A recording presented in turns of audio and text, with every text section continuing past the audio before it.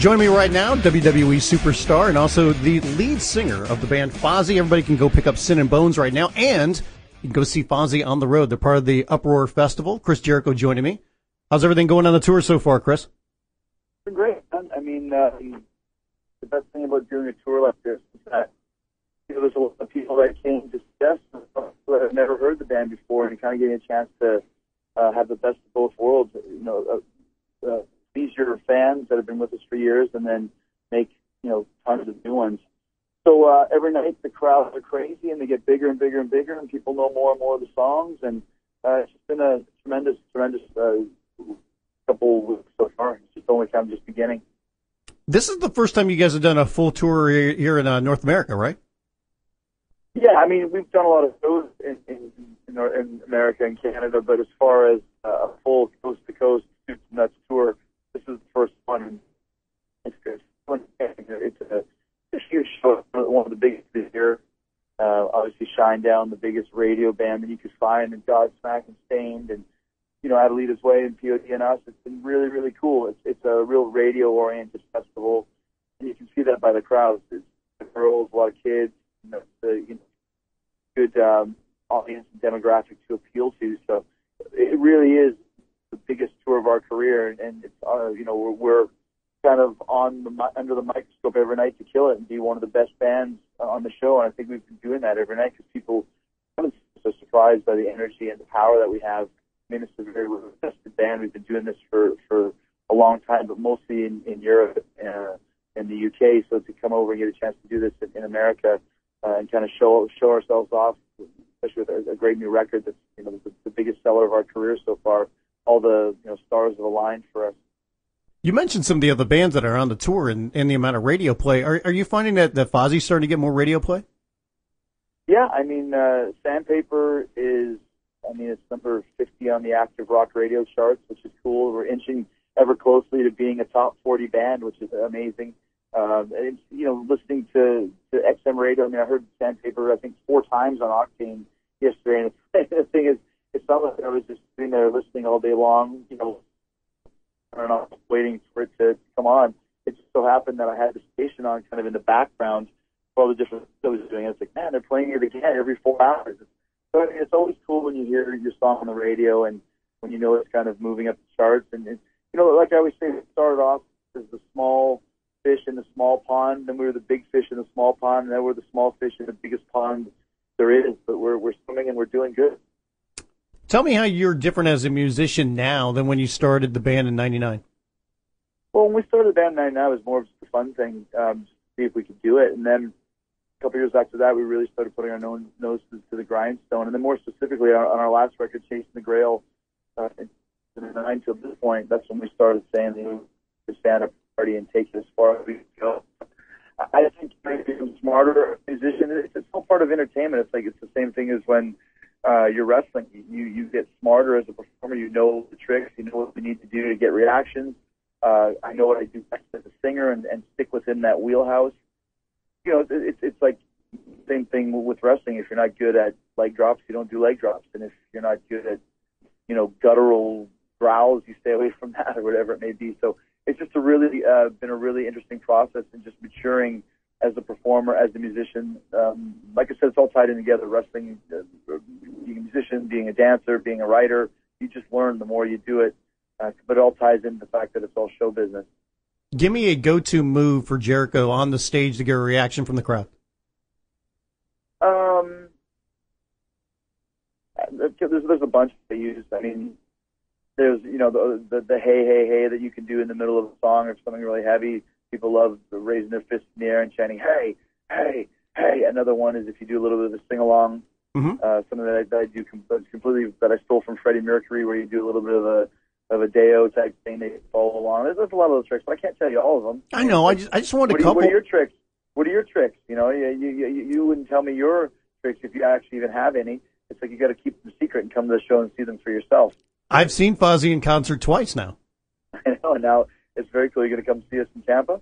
I am hoping to make it. It's difficult because of my schedule, and I'm not trying to make an excuse, but I get up at 4 o'clock in the morning to go on the radio.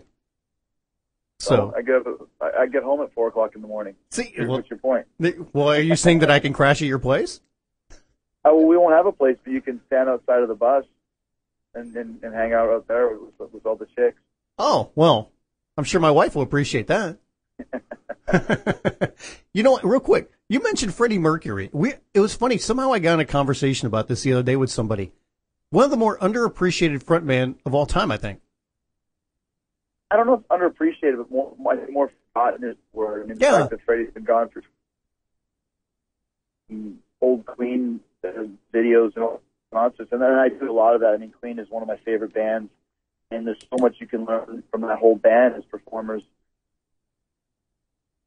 We get 30 minutes a night to play, and my favorite gig of all time is Queen at Live Aid in 1986, 1985. They had 20 minutes to play, and it's voted like the greatest concert of all time. Because you watch what they do, came on, they left, everybody was wanting more, and Freddie was a master of that, of manipulating the crowd and being a puppet master. But I always, in wrestling, I always wanted to be the Paul Stanley, the David Lee Roth, the Freddie Mercury of wrestling, like a party host, and the ultimate consummate, performer. So when I first started wrestling, I had those elements, and then when I became Y2J, it was a lot of that lead singer type tricks, and then crowd participation type things.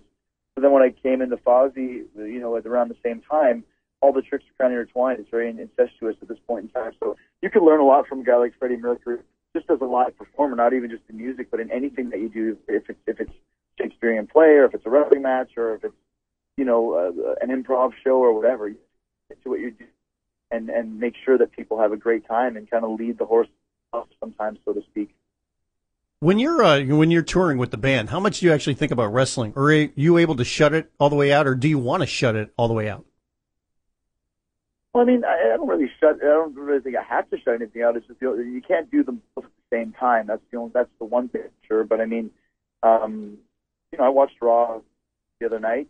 We had a couple of days off, like I said, so I watched Raw and checked it out and saw what was going on. And I'm not obsessed with wrestling, because I'm not living in that world right now. So now I'm just kind of side get a chance to. But now it's what I am doing is worrying about the tour and worrying with the press and checking on album sales and radio play and talking to people.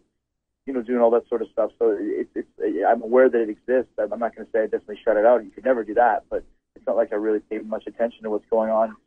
But I do actually know what's going on. I just don't really get a chance to really focus on it, because there's no reason to at this point. What's your thoughts about the most current run that you had with the company? Loved it. I thought it was a great run. I think it was a great 9 months. It was really originally supposed to be, and then I ended the deal for 3 months, which of course one of that was from being suspended, so it ended up being 8 months. But I really did enjoy it. I thought it was cool to me to come back and kind of be in the best shape of my life, and to kind of know that I could do everything that I did 15 years ago and not have any pain or any problems at all. It was just it was almost like a breeze just to come in there and just do all these cool things and all these cool promos and have good to great matches, and it was almost second nature for me at this point. You feel you are at the most complete as a performer, when it comes to wrestling, as you've ever been? For me personally, absolutely. I mean, I think I was in the last run, the whole Shawn Michaels program and the Rey Mysterio program in 2008 and 2009. I think that was kind of the peak. That's when I really discovered who it was that I am as a character, especially as a heel. And then kind of flirting with a babyface before I left was fun, but I didn't really have much chance to really explore it and kind of deep into it because it was just a short amount of time. But yeah, I mean, I think for me, the best work of my career has been over the last 5 years, definitely, which is pretty cool to be able to say that, considering that I started, in 1990.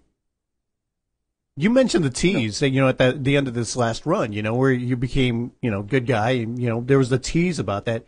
Is it more difficult to get that kind of reaction? I mean, not just from somebody like you, but from anybody now, because I think we live in such a cynical society that the second something kind of good is going on, there's a faction of people that just want to turn and they want to boo it. Well, it's a lot easier to make people hate you than it is to make them like you.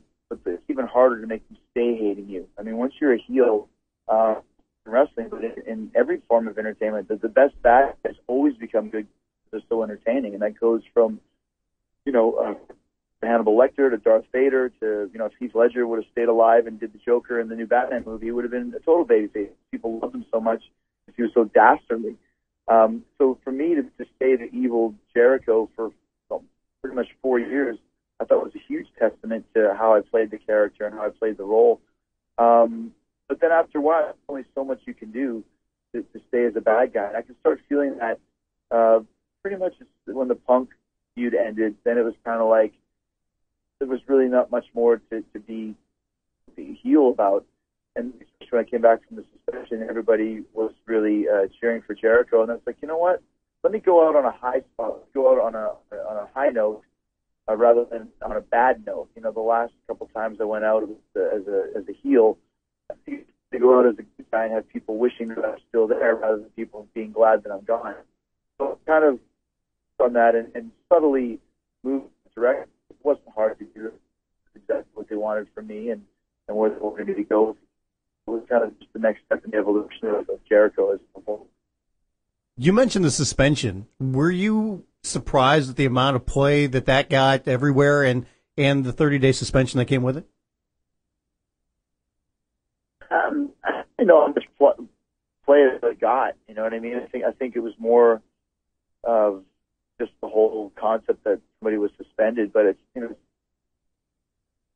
was really kind of just it's like full Vince when I got suspended. It's like this will be a big deal if we make it one. And at first I was angry about it, but in retrospect I see the point and see why he had to do it. And it was man-to-man discussion between he and I, and after a week or so I was fine with it. I'm definitely not bitter about it. In some ways it probably worked out even better. It gave me some good time at home and gave me a little bit of a refreshment for when I came back. As Jericho, the good guy, and as far as putting together the matches in the last 2 months that I had were all really good. And, so yeah, I mean, everything happens for a reason. It was more of a just instinctual thing that I did. It wasn't a premeditated, I'm going to fuck up the flag tonight and step on the flag. Sorry about saying before you can beep it. But it's like, I didn't sit there and think about what happens in the world. I was the first guy to say that PG doesn't bother me. If you can't perform in any environment, then you shouldn't be there. Whether it's PG or Attitude Era or 1970s wrestling or 80s or whatever, cartoon wrestling. If you're a good performer, you can get over in any way, shape, or form. It isn't, and you're not anymore. Yeah. Well, I was going to say, you've crossed over eras when it comes to that. And that's something that I think comes very natural to you. And we've seen a couple of other guys that have done that too. And, JBL did something that got a lot of attention. And it's just something natural, especially when you're going to be a heel. You're trying to do something that just is natural, that's out there. And we're in a different world now where, especially with WWE and the way that they're at, you can't do that. Well, yeah. And that's the thing. And I didn't, like I said, I didn't do it as a premeditated thing. It just happened, and once it happens, sometimes you say something stupid, you wish you could take the words and put them back in. But I didn't think it didn't even really get much heat. People didn't really. There's just one guy in the back, an army sergeant, that was out about it, and that's where the whole thing went down. But even when I did it, I remember thinking, I didn't really get too much of a reaction. I go, well, but that's the world we live in, and like I said, you deal with it, you move on, and if anything, I think it's an relationship stronger. It was it's like Vince always says, you take a negative and turn it into a positive. Exactly what we did. You mentioned watching Raw this past week, and you were part of it. When the show shifted to 3 hours long, what are some of the challenges that you see from a performer to going 3 hours and trying to put on a good, entertaining show?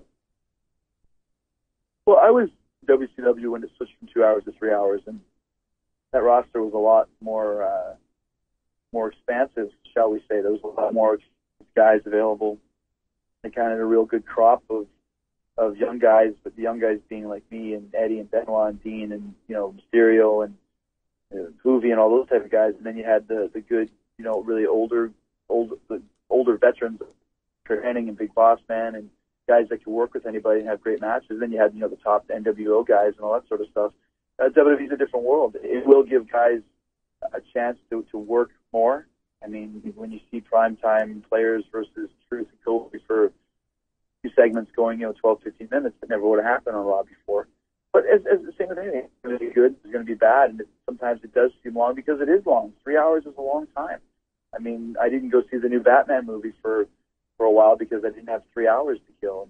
And when I finally did, you get into it, and it's fun. So it's just one of those things. I mean, for whatever reason, they did it. And once again, as a performer, it's up to me to do everything I can to make those 3 hours go by very quickly, and everybody has to have the same attitude. I can't talk for anybody else, and I can't talk for being one of those leaders because I'm not.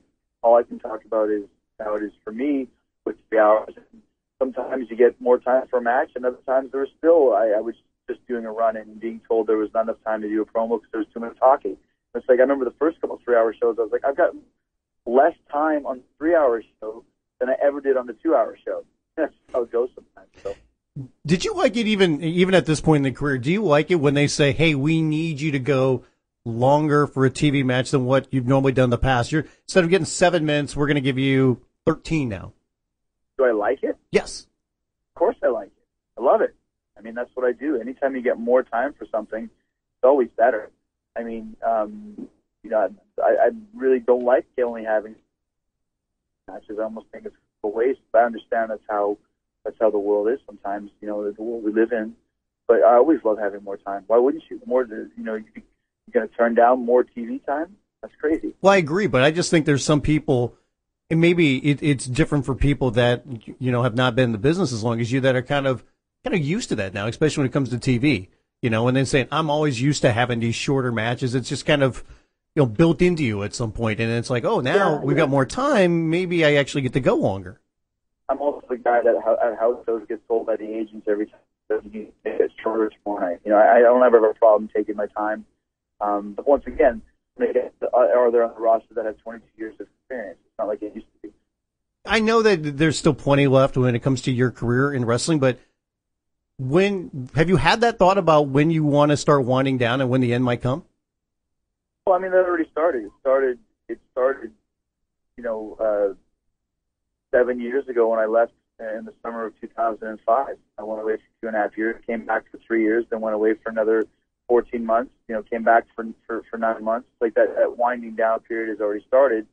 Not down when I'm working, but the amount of time that I had to spend in the WWE. And that's, I've always considered myself to be an entertainer, not a wrestler or a musician or whatever. It's just that I do a lot of different things.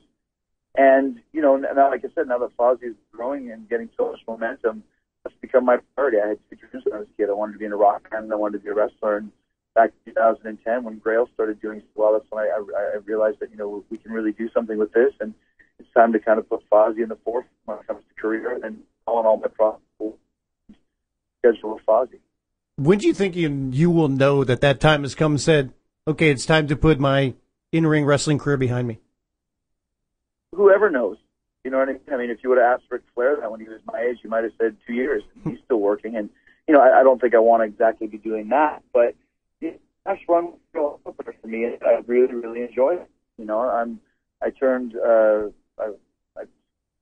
won right before I came back and had a really bad herniated disc injury that went away due to the DDP yoga and the diet and the different training that I adopted, and then realized I'm really enjoying myself. And when I left the show, a couple of weeks ago, it was with no ill will or anything, and it was almost kind of sad. Where I was like, no, I'm really digging this. I was also really happy as to the reason why I was leaving.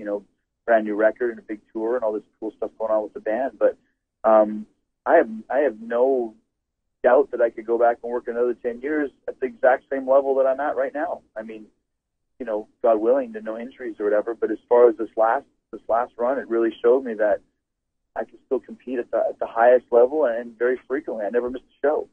That's the one thing I also take great pride in, is I didn't do what Rock or what Brock did. Nothing, there's anything wrong with doing that, but I came back and worked in Abilene, Texas. I came back and worked in, Peoria, Illinois, or wherever. It wasn't just a matter of working, Madison Square Garden and the TVs and the pay-per-views. It was every house show as well. And that's where I think you can really get a line on what's going on in the company. That's where you can really help guys. I worked extensively with Kofi before the Punk thing started for months. I think he learned a lot, and I had a lot of fun and learned a lot. And then same thing with Dolph and Miz and Zack Ryder, and working with Punk. I think we helped each other out and had a lot of fun together. So I mean, there's really no indication for me. It's like, well, wow, it's just hard to get up in the morning, and it's hard to get up after that bump. Maybe it's time to hang it up. To me, it's like I loved it, had a great time, and now I'm going with Fozzy for this touring cycle, and then we'll see what happens when we're done with that, and then I'll make my decision then, if I want to come back, when I want to come back, how long I want to come back, and then when that runs over, I'll see how I feel after that run and go from there. So there's no end in sight as of yet, the way that I feel after this last 9 months. Yeah, I was going to say, if you stayed healthy, could you see yourself actually doing this for another 10 years? I could see myself. I think my career is going to go. I don't think sign another 3-year exclusive deal with the company like I did, in 2007.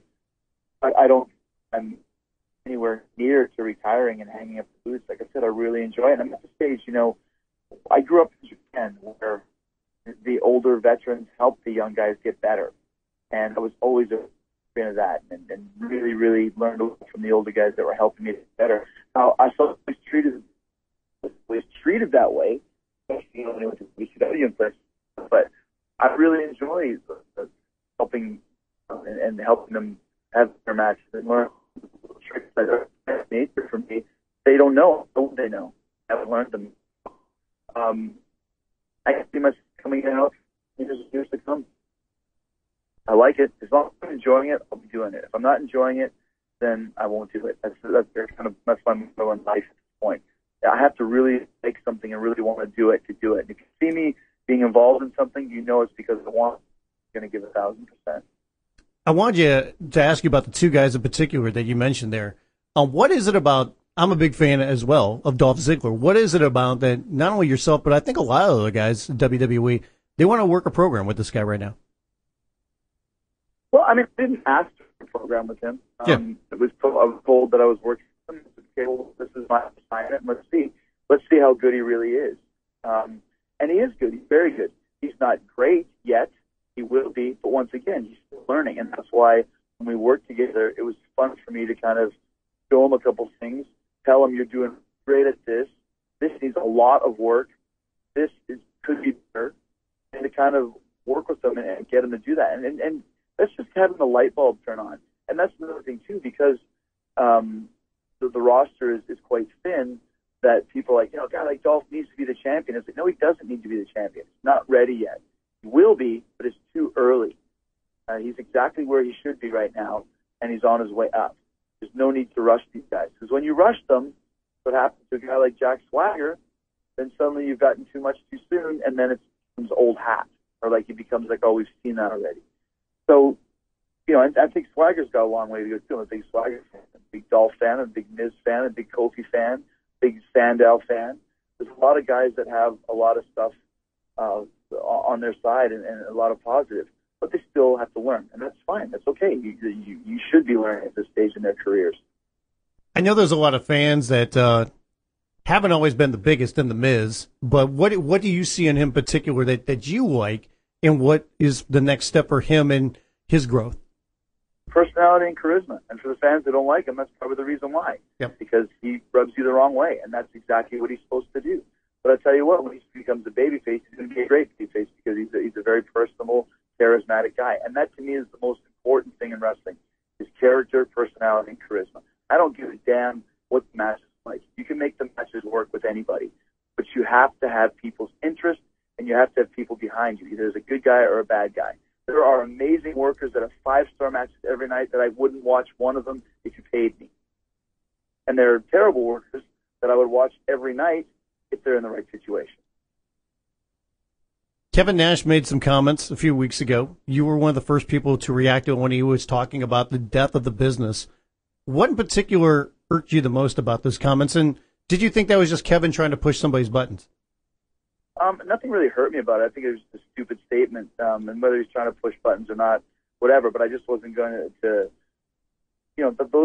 that's my generation. Those are my guys, and I was there, and I lived through it and dealt with it, and It just was a stupid statement, and whether he's trying to pull the strings or whatever, I don't think he was. I think he was just saying it because he really believes that. And it's the typical big man mentality. Big guys always think that way until they look to their career and realize the best matches that they ever had were with guys that were my size, you know. So, and I said what I had to say about it, and I wasn't going to get into a war with Kevin. I like Kevin, but I think it was just a dumb statement, you know. Do you think we're ever going to find that day where we get over that big man complex? Because I understand there's something special to, you know, if you have a charismatic big man at the right place and right time, there is something to that, and we've seen that over the years in wrestling, but we've seen that barrier broken so many times when it comes to guys that aren't these, you know, overwhelming giants. I think just good performers are good performers. I've seen some amazing big guys. I think Kane's one of the best workers ever. I think Undertaker's one of the best workers ever. You know, those guys are huge. You know, the Batista was a great worker. There's a lot of big guys that can be great, and there's a lot of big guys that aren't. But there's a lot of little guys that aren't great, and there's a lot of little guys that aren't. There's a lot of guys in the middle. To me, like we talked about earlier, I don't care about the size of the brain. But you know, I think that the size isn't as important because it's about the characters and the personality. And anybody that was ever small, the quote-unquote small guys, always had great characters. And that's why they got to where they got to. It wasn't because they, you know, did moonsaults or whatever. That's, you know, so-and-so killed the business because he was small. Eddie Guerrero was one of the biggest characters you'd ever find. Ever. Blew Nash's character away. You know, even Benoit's character, more of the Clint Eastwood type, was a great character for what he did. You know, it was like a Bret Hart character. Bret was never the biggest. Bret was very good at playing the Hitman. Shawn Michaels was very good at playing HBK. Ricky Steamboat was very good at playing the Dragon. You know, and so when you see guys like that, when basically guys are in the ring, unless it's Show versus Mysterio, everyone looks pretty much the same size anyway. So what's the difference? So now you've got two light-up jackets. What are they doing? What are you doing with them while you're on tour? They are sitting in a closet. I think those are specifically Y2J jackets. Well, I think you got one too many, and I was hoping I could bum one off you for a little while. Yeah, man, those probably cost more than your car does. They were very expensive, shall I say? And I'm not saying that in a braggadocious way. I'm saying that in like a, oh my gosh, are you kidding me way? Yeah. But it did the trick. I wanted to be different that had never been done before and do something kind of fun and something that people would talk about, and mission accomplished. That's what I'm all about, man. A wise man named Brian Pillman once told me, if you want to, that's never been done before. And I've never shied away from that.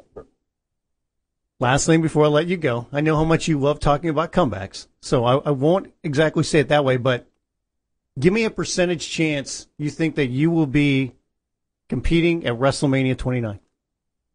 It makes me laugh because we do signings every day at Uproar after our show, and we have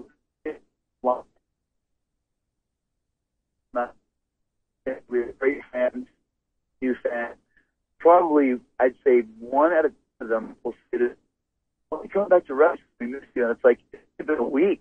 A couple of them were saying it before even, it's like, it hasn't even been a week. Last week I lost the thing, and then it's like, you know, on a Wednesday, saying, when are you coming back? What is this? I don't know what we have going on. I don't think we have anything booked as of yet. I know we're going to Australia at the beginning of March with Metallica, but I don't know exactly when. When is WrestleMania? Beginning of April?